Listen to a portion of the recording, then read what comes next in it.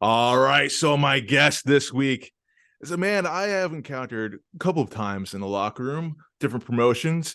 He is a scary individual. I am not easily threatened or intimidated, but yeah, this dude does it for me. Ladies and gentlemen, give it up to Steve Monsta Mack. What up, Mark? How you doing? Good, man. Good. It's nice to see you without a machete for once.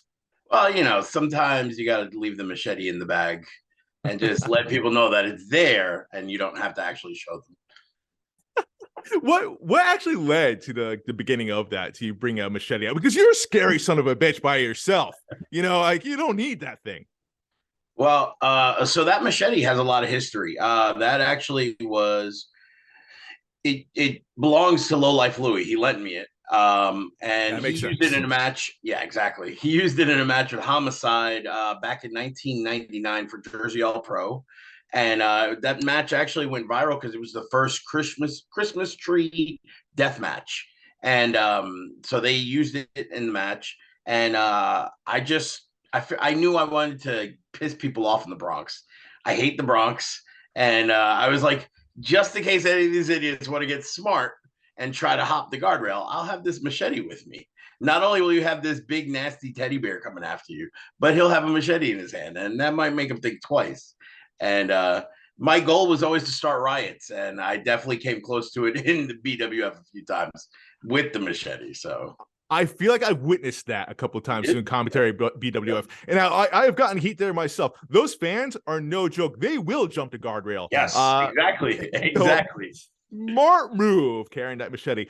Speaking of BWF, and I've done a run in Titan as well. I feel like any locker room that I've seen you in, I feel like you have always taken on its leadership type of role in there.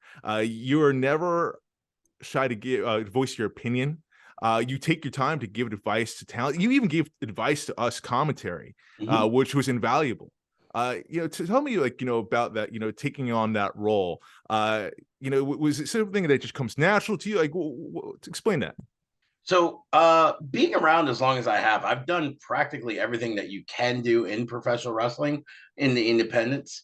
Whether it be wrestling for every different type of company in the tri-state area, or running a locker room, or wrestling, or whatever it is, commentary.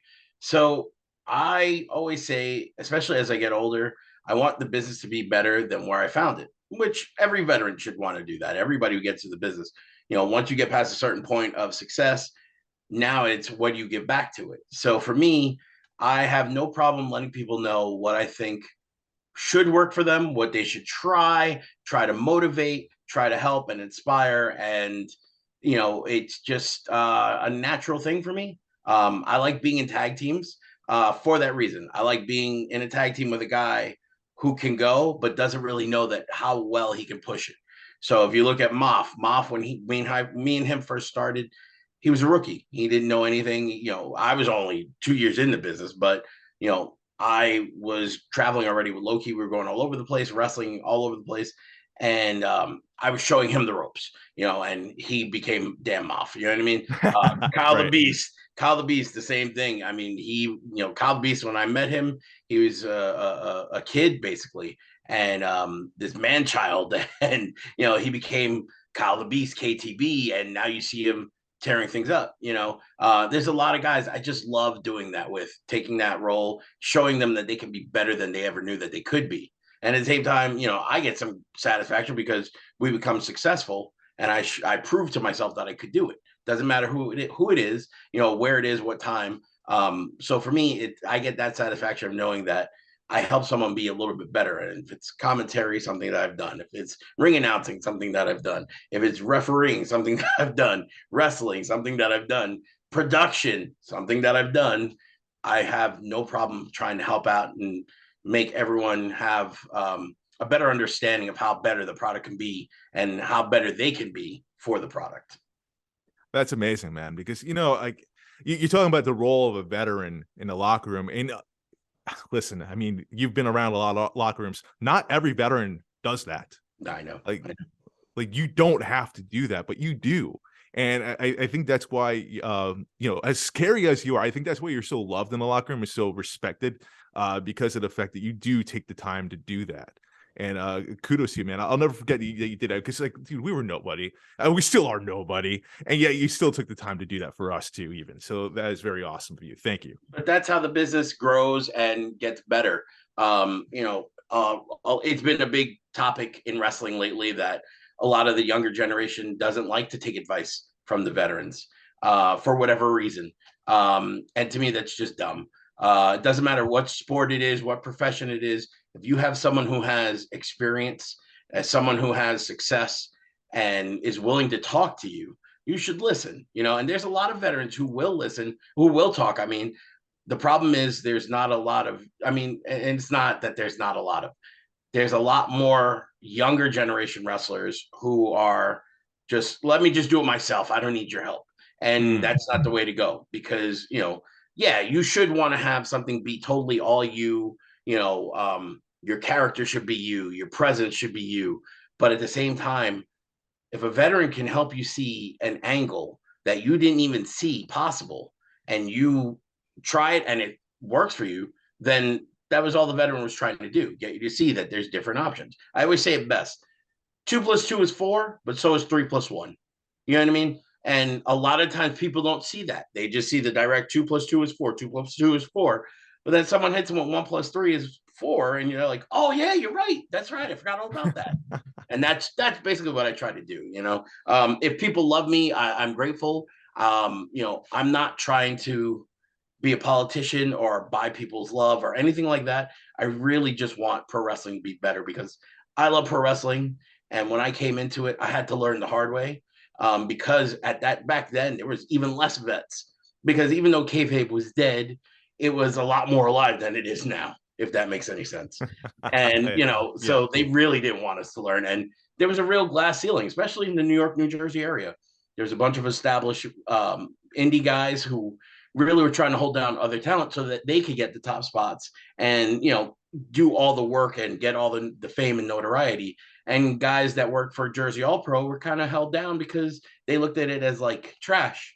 And it wasn't. Look at all the famous people that have come from Jersey All Pro on TV today, and the company's been dead since 2018. You know what I mean? That's wild. So yeah, exactly. Trust me, I know. I think about it all the time. If there's one place I wish would have gotten a bigger rep and a bigger spotlight shown on it, it's Jersey All Pro. Like, that was my home, and I really wish there could have been more, but sometimes things don't work out that way, and you just got to keep on moving. Which you definitely have, man. You have unleashed a reign of terror in different promotions, but also, you have also at the same time helped a group of individuals, a group of up and comers to where they are and where they're going, which is awesome. Now let's shift gears here to BCW. Yeah, Christmas with a Vengeance is coming up December 17th at, as we mentioned before, Ridgefield Park, New Jersey, the Northeast.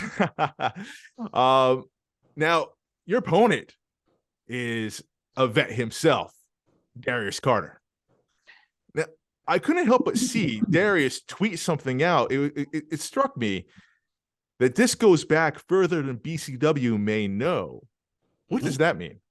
So I've known Darius now. I know it's about 10 years, but probably closer to 15. And he's someone that when I first met him, he was making a lot of fame for himself. Actually, not even fame, more like he was becoming notorious for being someone that a lot of people didn't really appreciate in the locker room, because either he was too cocky, too confident, too whatever it was. And a lot of people didn't like it, and he's someone that I've seen that no matter what, he's always hungry. He's always been hungry, even to this day, that like he's at the highest point that he's ever been in his career. He's still hungry to be better and do more, and that's something that I always appreciated about him. I appreciate the depths that he's gone to get everyone to believe in him and his character. And while he may be slightly despicable at times, I do appreciate the lengths, like I said, that he goes to, because the best wrestlers are the ones that can get you to believe and feel. And hasn't been a single time with Darius that I haven't seen people feel hate or disgust or anger or just whatever pure emotional rage from deep inside want to come out. And we had wrestled, I believe it was only one time, maybe might have been two, but the one time that I do remember was at Beyond up in New England, and it was like an 8-man, and we were doing something, and Darius, we threw him up into the air. He went up like 15 feet in the air, me and Moff. It was kind of famous for a minute, but that match, even though we had the viral clip, he won that match. And he did it by locking me and Moff out the building and ganged up on our tag partner and got the win. Smart man, always a He is. crafty He man. is. He really is. And listen, you can't hate on that. You know, but this is something we've been talking about for a while. We wanted to test each other. As I get older, I find myself wanting to. How can I say this? Like some of the wars that I've gotten into have been real heavy in my career. And when I say heavy, they've left scars physically and emotional. And it's hard to want to get yourself to that level without preparation. And with Darius, you really have to prepare yourself. You can't just walk into a match with him because legit, it could be one boot and you're lights out, from Darius. He can beat you in so many different ways. He's a dangerous man. Yes, very much so. And like you have to, especially like I said, he's at the best he's ever been right now at this point in his life and his career. And I feel like we say that every year about him. Yeah. It's amazing. He hasn't reached his prime, which is crazy because he's been around for so long and he's not even close to his prime. He's still got another few years before he hits that peak, and even then, who's to say that peak is going to go straight down? It might just keep going up and level and stay up top for a while. You know what I mean? So he's someone that, like I said, you have to be mentally and physically prepared for. You're going to war with him. He's got heavy hands. I mean, I do too. So I know he's got to worry about my hands catching him. But for me, like I said, as you get older, you start to look for the young lion who's coming after the old grizzle vet. I've been calling myself the old battleship for a reason. Like I said, I've been through a lot of wars, and most battleships don't get to see a lot of wars. Most battleships are down in a couple. You know what I mean? But the fact that I've been around for so long and been through it with so many different people, it's helped me prepare for guys like Darius, guys, the young lions, the up and comers, the guys who are smarter than the average bear, for lack of a better term. He is someone, every company that has him, he's been the champion for a reason. There's no coincidence there. It's because he's that good, and I look forward to testing myself, even if hey, who knows? It might be the last time. If it is, it is. If it isn't, we keep on going. But at least I know where I stand, and I go into this, like I always say, every promo, me and Moff always used to say it, and I kept it going. Every time I got in there and I knew it was going to be serious, I would always end every promo with, "Are you ready to make the sacrifice?" And I am. And I hope Darius is too. From the sounds of it, this sounds very unlike Monsta Mack. You sound like you're going into this as an underdog. Am I reading that right? I kind of always have to feel like I'm the underdog. My whole life, it didn't matter what, from birth, right? I've gone through situations with that. A lot of people, there's people who grew up without parents and stuff like that. But I've always been doubted my whole life because I'm the short, fat one, or I'm the big one and not cute, or whatever this, that, right? You got to remember, I grew up Low-Key's cousin. We were like brothers. You see Low-Key, he's chiseled out of granite, that dude. You know what I mean? He's athletic as hell. I had to keep up with him. Getting into wrestling, I had to keep up with Homicide and him. I had to always push harder than everybody else my size. I could never, ever back off the gas for 1 minute, because if I did, I was a failure. And even when I succeeded, I was still considered a failure by some. For what? Because I'm this size, because I look like this.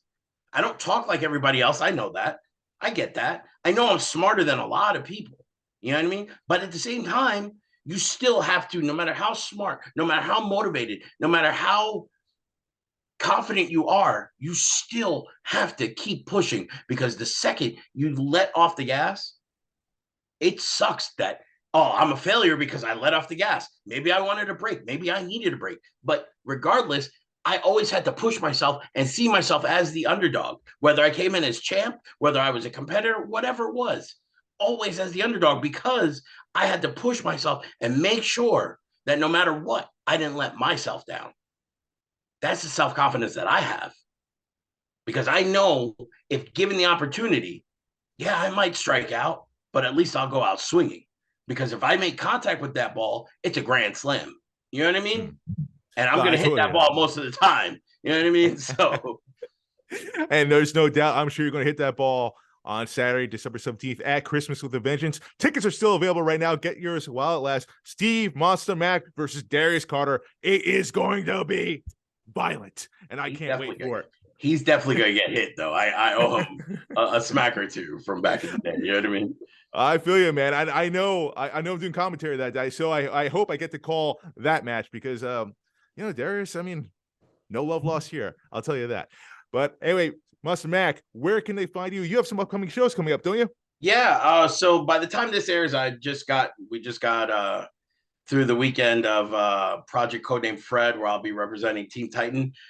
Titan Championship Wrestling is my new Jersey All Pro home, if that makes any sense. I've been putting a lot of time for the last 3 years that the company's been in existence. On January 14th, their 3-year anniversary show, Monsoon, is taking place.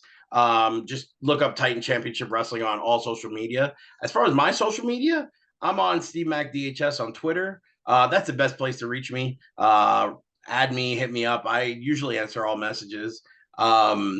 Unless you're a jerk, then go screw off. Yeah, right. Which happens because we're wrestlers. The man has a machete, people. Don't piss him off. You'd be surprised. That doesn't scare everybody, though.